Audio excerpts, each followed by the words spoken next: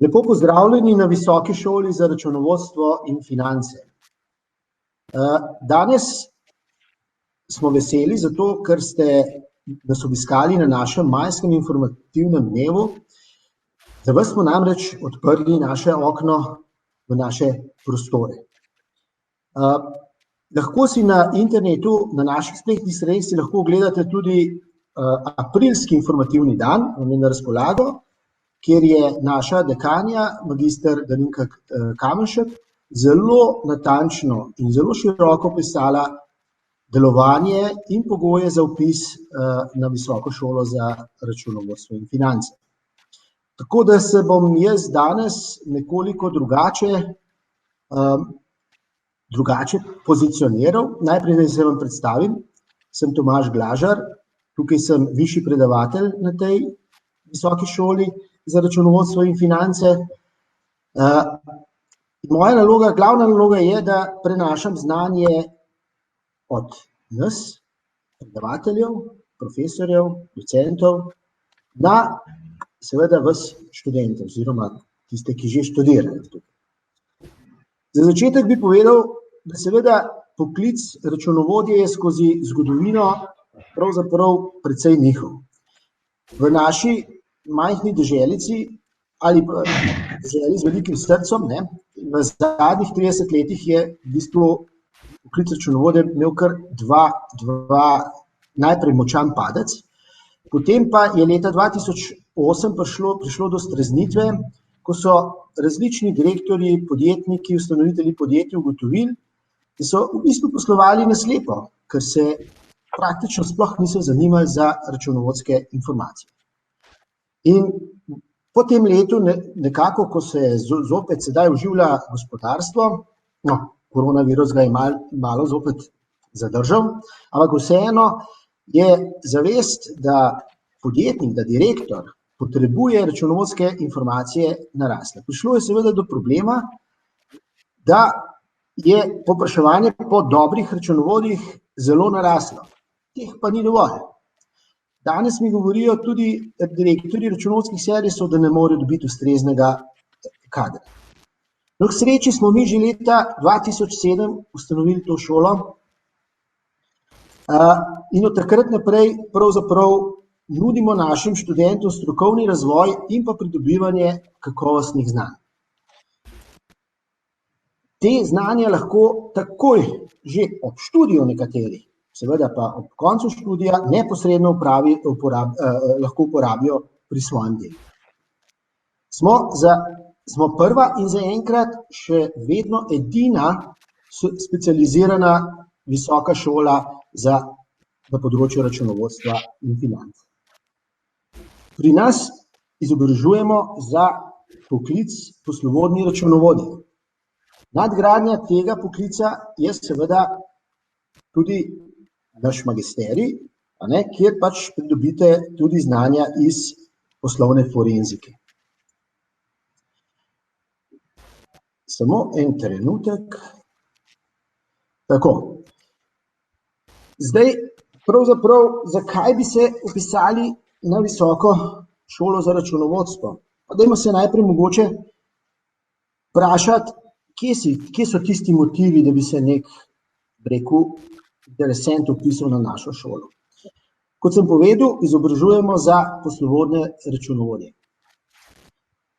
Po raziskavi mednarodne organizacije za poslovodno računovodstvo je namreč tisti, ki je poslovodni računovodja, zasluži približno za 47% več, kot pa drugi v tem poklicu, navadni računovodje. To niso izmišljene informacije, leto 2019 je bila na tem področju narejena v svetovnih razmerah seveda, kar precej obsežna študija. Vprašali se boste mogoče, čemu bi vas sploh potrebovali študij računovodstva in financ? Zdaj, seveda znanje lahko pridobite na različnih seminarjih, brošurah, tudi strokovni literaturi. Ampak prednosti študija so sledeče, da dobite sistematično, pridobite znanje, dosti bolj to znanje ponotranite in se ga zapomnite, ravno zaradi utrjevanja, in pa seveda pridobite tudi visokošolsko izobrazbo prve ali celo druge stopnje. Kje pa je tukaj garancija iz naše strani, da boste vi to dejansko dobili? No, seveda, brez vaše motivacije ne bo nič. Najbolj pomembna pri vsakem študiju je seveda osebna motivacija. Tukaj žal ne moremo pomagati. Lahko pa pomagamo seveda na drugih področjih. Naprimer, naš program za izobraževanje. Imamo akreditiran program, kar je garancija za kakovostni študij po eni strani, ni pa seveda dovolj. Mi nekako imamo na dodiplomskem študiju kar 28 predavanj in pa na magisteriju 15 predavanj. 15 predmetov. Dejansko pri predavanjih in pa pri samih izvedbi predmetov se uporabljamo najbolj sodobne načine poučevanja. Veliko dajemo na vlogo mentorstva, pa ne samo mentorstvo pri diplomskih nalogah, ampak tudi mentorstvo pri posameznih predmetih. Študentom, ki jih posamezna področja nekoliko bolj pritegnejo, jim profesorji oziroma predavatelji na naši visoki šoli z veseljem pomagajo kot mentorji. Ker nismo, šola, kjer ima recimo vpisa 300-400 študentov, se lahko študentom tudi zelo individualno posvetimo. To se vidi tako po obisku, pa po odnosu referata do študentov, kot tudi drugega osebja. Seveda imamo tudi naša značilnost predavatelje iz prakse. Ti predavatelji seveda imajo veliko teoretičnih znanj, to ne si mislite, ne, ampak hkrati s tem imajo tudi neke praktične izkušnje, ki jih skozi svoje podajanje teoretičnih znanj tudi podajajo študentom. Tako se študentje, ko končajo našo visoko šolo, zelo lahko pravzaprav spopadajo z delovnimi obveznosti. Imamo tudi ugodne pogoje za sam študij. Imamo prostore v Ljubljani in v Mariboru, tako da dostopnost do naše visoke šole ni problem. Ravno tako imamo zelo močno knjižnico, kjer pravzaprav dejansko lahko poleg izposoje knjig študenti si tudi lahko pomagajo pri recimo zaključnih nalogah in tako naprej. Naša knjižničarka je zelo prijazna, tako da dejansko je poskrbljeno za vse vidike študija. Imamo pa seveda tudi vse pripomočke za učenje nadaljavo, saj vidite, da do vas lahko dostopamo tudi preko medmrežja. In nas pravzaprav koronavirus ni hudo presenetil, pri nas tečejo sedaj predavanja in izpiti praktično čisto normalno, razen to, da ne sedimo skupaj in da ne koristimo naših učilnic. Pomembna je pri nas tudi obštudijska dejavnost.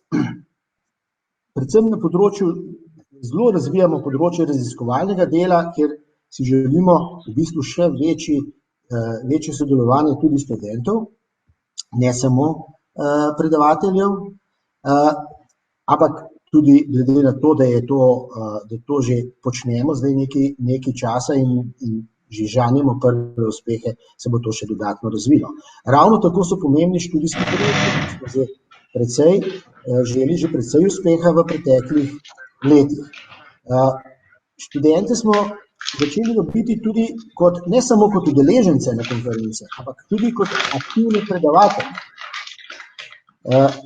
In še marsikaj bi se našlo, da ne bom jaz preveč utrujal, ker je kar veliko bilo povedanega že v aprilskem informativnem dnevu.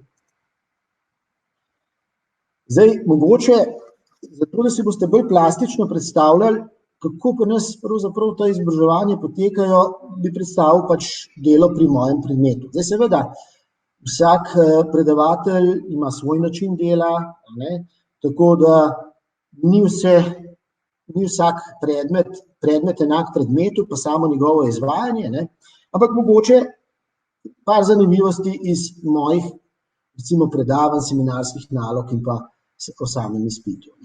Zdaj, predavanja so enkrat na teden, mogoče največkrat dvakrat na teden. Še to moram povedati, da seveda predmet se odpredava in zaključi z izpitom naenkrat. Ne traja dolg časa, da pridete od začetka predavanj pravzaprav do končnega izpita, če ste pridni. Veliko poudarka jaz dajem pri mojih predmetih, tudi glede konkretnih primerov. Zadnji predmet, ki sem ga poučeval, je bil zunanje upravljanje računovodskih storitev. No, in tukaj imam jaz res dolgoletno prakso, tako da lahko študente seznanim z dobrimi in tudi slabimi praksami. No, pri računovodskih servisih so pogosto slabe prakse in prav iz teh slabih praks se lahko pravzaprav največ naučimo študenti in to seveda tudi mi. Del vsakega predavanja so vprašanja in diskusije, ker nam nas obiskujejo tudi študenti, seveda, ki že nekje delajo, ki imajo že neke delovne izkušnje. Seveda, ko sem prej navedel primer računovodskih servisov, imamo včasih kar vroče debate, kaj je prav in kaj ni prav in zakaj predvsem kaj ni prav. Ker treba je študentom razložiti, če kaj ne deluje, zakaj ne deluje. Jaz imam pri predmetih tudi domače naloge, to je v bistvu bolj ogrevanje potem za seminarsko nalogo in pa za izpit. Dobijo pa seveda nekaj točk, ki prispevajo oceni. Te domače naloge niso zahtevne, niso obsežne.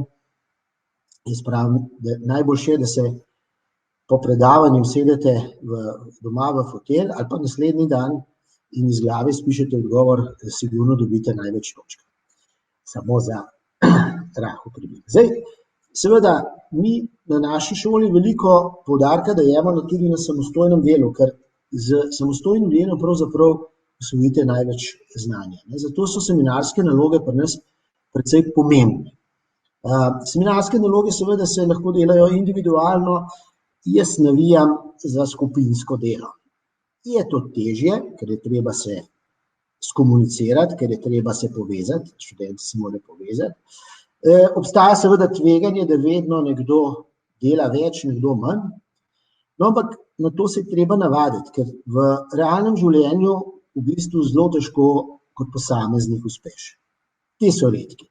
Vedno moraš sodelovati in se moraš naučiti delati v skupini, timu in tukaj tudi jaz želim pa teh seminarskih nalogah, da se nekako vzpostavi. Zdaj v času koronavirusa smo imeli zelo tako luštno skupino, skupaj delali smo se lepo tudi preko interneta dogovarjali, kako pisati, kaj pisati. No in na koncu je pravzaprav seminarska naloga seveda v zadovoljstvu vseh zelo dobro uspela. Tukaj je moja vloga zelo velika kot mentor, ker seveda vsega ne moreš izpredavati na predavanjih. Vsega tudi ni zapisanega v učbenikih. Včasih, ker so te naloge seminarske zelo praktične narave, je potrebno pač seveda študentom pomagati in jih usmerjati v pravo smer pri sami realizaciji seminarske naloge. Predstavitve smo imeli letos žal preko interneta, drugače pa naša praksa, moja praksa je tudi taka, da študente včasih peljem kar, če govorimo zdaj ravno o tem predmetu zunanje upravljanje računovodskih storitev, kar v kakšen računovodski servis, pa si ga tam pogledamo. V preteklih letih smo kar na sedežu enega računovodskega servisa organizirali dobesedno sejem ponudbe in povpraševanja računovodskih storitev. Bilo je zabavno tako za udeležence kot za naše gostitelje. In seveda, tam moram reči, so študenti pokazali zelo visoko znanje, zelo visoko nivo pridobljenega znanja. To jih moram pohvaliti. In seveda potem vsak predmet ima tudi svoj neki zaključni izpit. Jaz ponovadi dam zaprta vprašanja za obkroževanje, no to mi je zelo prav prišlo zdaj v tem času reševanja izpitnih vprašanj nadaljavo, ni bilo problema z esejskimi vprašanji in tako naprej. Je pa tudi tako, ne? Nekateri imajo ta vprašanja rajši, nekateri pa ne, tako da tudi pri drugih predmetih seveda so tudi vse druge oblike izpitov. Poskušam, saj jaz poskušam, pa mislim, da tudi kolegi, tako zastaviti naloge, da nekako zadostimo različnim tipom študentov. Saj veste, eni se lažje učijo na pamet, ne? Eni lažje razmišljajo logično in tako naprej. Tako da vprašanja so mešana za vsakega nekaj. Najboljši seveda dobijo vse točke, so pač imajo pa kombinacije. Moram opozoriti, da izpit je samo del ocene. Pri mojih predmetih je seminarska naloga pravzaprav tista glavni nosilec ocene. Toliko za en tak praktični prikaz, kako se pri nas pravzaprav študira. Vedno je dovolj časa, da vi med zaključki predavanj in izpitom, da se vsak študent dobro pripravi. Seveda, tukaj letos je bil problem, ker nam je nekoliko urnike zmedel ta zgodba s koronavirusom, ampak ni bilo problema, če so študenti ugotovili, da imajo preveč, naenkrat smo jim ugotovili in smo ustrezne roke, tudi ustrezne termine predstavili. Tako da jaz pravim tako, pri mojem predmetu tisto, ki bo vsaj poslušal pri predavanjih, ki bo poprečno sodeloval pri seminarski nalogi, ni vrag, da bo naredil tudi izpit in zaključil predmet v prvem roku. Zdaj, mi imamo kar precej predavateljev, 46. Bi bilo zelo dolgočasno, če vam bi to zdaj začel razlagati, kdo vse so, ampak mogoče vas bi pa predstavil par predavateljev, ki jih mogoče tudi vi poznate. Recimo dr. Draško Veselinovič, to je poznan direktor borz, bank, sigurno ga iz teh vod poznate, je tudi predsednik Slovenskega gospodarskega in raziskovalnega združenja v Bruslju, predava tudi na različnih fakultetah po Evropi in pa sodeloval je tudi pri različnih zakonih predvsem iz področja financ. Dr. Drago Lamberger je v zadnjem času precej prepoznan, zaradi tega, ker je postal vršilec direktorja Nacionalnega preiskovalnega urada, bil pa je tudi v prejšnjem mandatu namestnik predsednika Komisije za preprečevanje korupcije. Tudi sicer veliko predava tudi po drugih fakultetah. Dr. Živko Bergant, tukaj bi kar precej časa porabil, če bi vse njegove nazive, ki jih je pridobil v svoji karieri, našteval. Pomembno je le to, da predvsem v zadnjih letih je zanesljivo eden najbolj plodnih piscev strokovne literature na področju računovodstva in financ. Večina knjig izhaja tudi pri nas v Visoki šoli za računovodstvo in finance, piše tudi članke, tudi v tujini je prisoten, tako da smo ponosni, da pravzaprav je eden od predavatelj, ki pravzaprav predava na večjih predmetih. Dr. Bojan Dobovšek, poznate ga kot poslanca, sicer je tudi on veliko predaval po Evropi, sodeluje v raziskavah Sveta Evrope, OECD-ja, Združenih narodov. Je pa tudi imenovan, v zadnjem času je pa pravzaprav imenovan v posebno skupino strokovnjakov za organizirani kriminal, korupcijo in pranje denarja v okviru Evropskega parlamenta. Predstaviti vam želim tudi dr. Branka Majerja. On je stalni sodni izvedenec na več ekonomskih področjih, je pa eden prvih v Sloveniji, ki se je začel ukvarjati z poslovnimi forenzičnimi preiskavami. In v bistvu je tudi naš prodekan ter soustanovitelj Visoke šole za računovodstvo. Prej smo nekaj govorili o pogojih, pa vam naj pokažem, recimo to so naše predavalnice v Ljubljani. 3 predavalnice imamo veliko, jaz se zdajle vam javljam iz te velike predavalnice, medtem ko imamo tudi malo predavalnico in pa tako imenovano čitalnico. Prostora je dovolj za količino študentov, ki študira pri nas. Imamo še neke rezerve. Je pa seveda, tako kot sem omenil, tudi v Mariboru imamo lepe nove prostore. Vidite predavalnico in pa referat. Imamo pa, ponosni smo pa tudi na našo knjižnico profesorja dr. Ivana Turka. Moram povedati, da dr. Ivan Turk letos praznuje 90 let življenja in je bil tisti, ki je pravzaprav pisal uvodnik naši izdaji, prvi izdaji naše revije. Poklonil nam je tudi precej svojih knjig, tako da smo kar bogati. Jaz upam, da poznate, kdo je to Ivan Turk, avtor prvih standardov pri nas, soustanovitelj oziroma tisti, ki je soustanovil Slovenski inštitut za revizijo in tako naprej. Mislim, starosta naše stroke, dobesedno.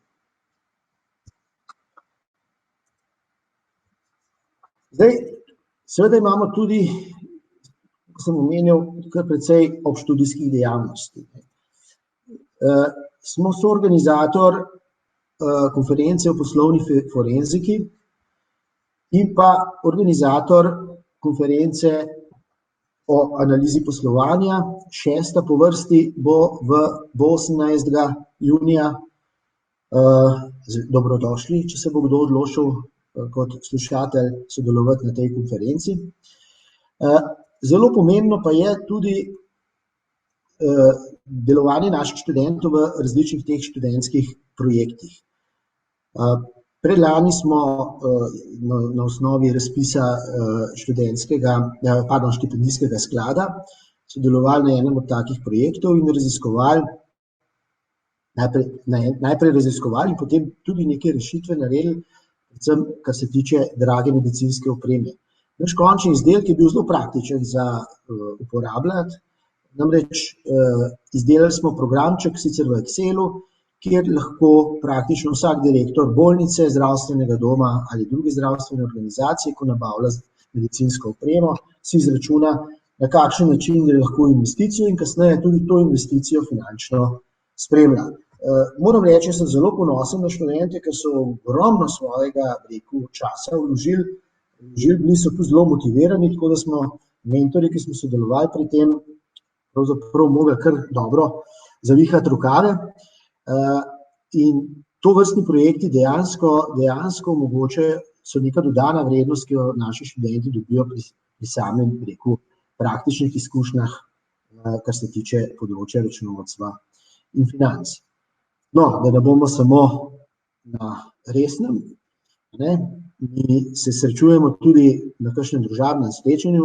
Lansko leto smo imeli, to so slike iz lanskega leta, ko je bil zaključni piknik, kjer smo skupaj osebje Visoke šole za računovodstvo in finance ter študentje takole lepo sedeli za mizami in se sladkali z dobrotami. Seveda, da smo pokurili te dobrote, smo imeli tudi malo športnih dogodkov. Tako da ni samo resno delo, ampak je dejansko tudi malo zabave, hkrati pa druženja in dodatnih vezi tako med profesorji kot študenti, kot tudi med študenti sami. Ja, imamo tudi založništvo. Poslovodno računovodstvo je naša revija, ki izhaja večkrat letno. Jaz sem že povedal prej, da je dr. Turk prvi uvodnik prve te revije napisal. Sicer pa imamo tudi veliko drugih izdaj, predvsem strokovne literature. Nekako smo ponosni na to našo, založniško dejavnost, seveda je pa vedno pri založništvu v zadnjih letih problem so sredstva, tako da bi še več izdajali, ker smo sodobna šola, vse več se spogledujemo, vse več tudi z elektronskim založništvom in prve izdaje, tudi poslovodnega računovodstva bojo kmalu prišle na plan. Za konec bi poudaril samo še nekaj. Tukaj vidite našo dekanjo in pa prodekana. Mi predajamo dediščino vrhunskega znanja in praktičnih izkušenj iz računovodstva in financ našim študentom. Hkrati pa tudi gradimo prihodnost računovodske in finančne stroke. Namreč zaposleni in študentje na naši visoki šoli za računovodstvo in finance se ukvarjamo tudi, tako kot sem rekel, z raziskavami na področju računovodstva in financ in s tem tudi gradimo bodočnost te stroke. Zaenkrat toliko iz moje strani, sedaj pa vprašanja, če so.